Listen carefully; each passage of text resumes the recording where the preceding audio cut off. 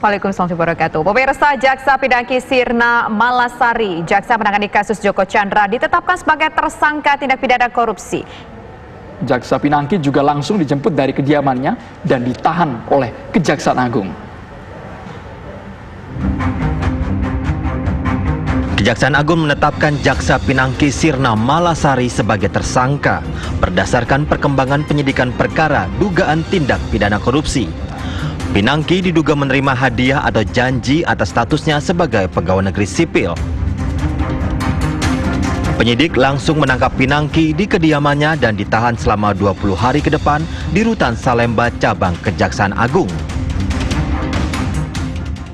Upaya paksa terhadap penggeledahan itu sementara ditangguhkan karena semalam tindakan penyidik adalah melakukan penangkapan dan penahanan.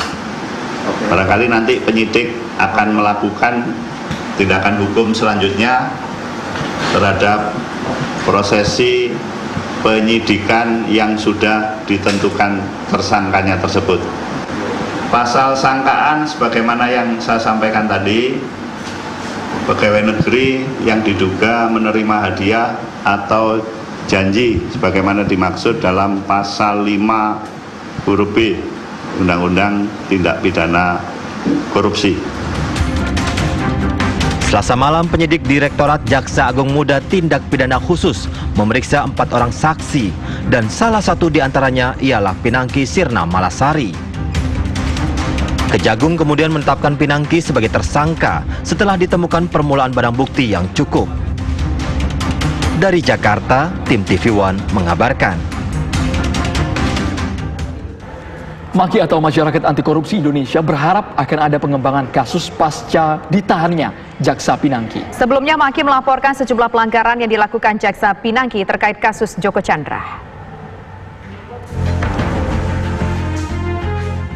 Koordinator MAKI, Bonyamin Saidi, menyatakan prihatin atas penahanan dan penetapan tersangka terhadap Jaksa Pinangki.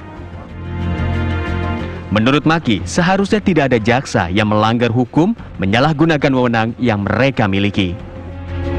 MAKI pun berharap agar Kejaksaan Agung melakukan pengembangan kasus untuk menjerat tersangka lainnya.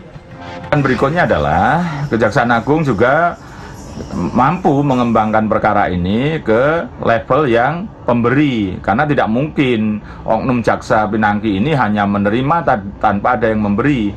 Dan dalam kasus korupsi, gratifikasi maupun suap atau penerimaan janji itu pasti kemudian dilakukan oleh 2 orang minimal, 2 pihak lah gitu. Sehingga setidaknya Kejaksaan Agung segera mengembangkan ini dan menetapkan tersangka pihak-pihak yang diduga terlibat, diduga terkait yang memberikan dana atau janji kepada oknum Jaksa Pinangki.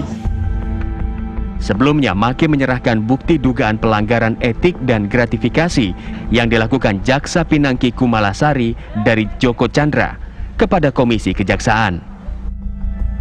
Diduga jika Jaksa Pinangki berhasil membantu perkara kasus Joko Chandra, ia akan mendapatkan nominal gratifikasi sebesar 10 juta dolar Amerika Serikat.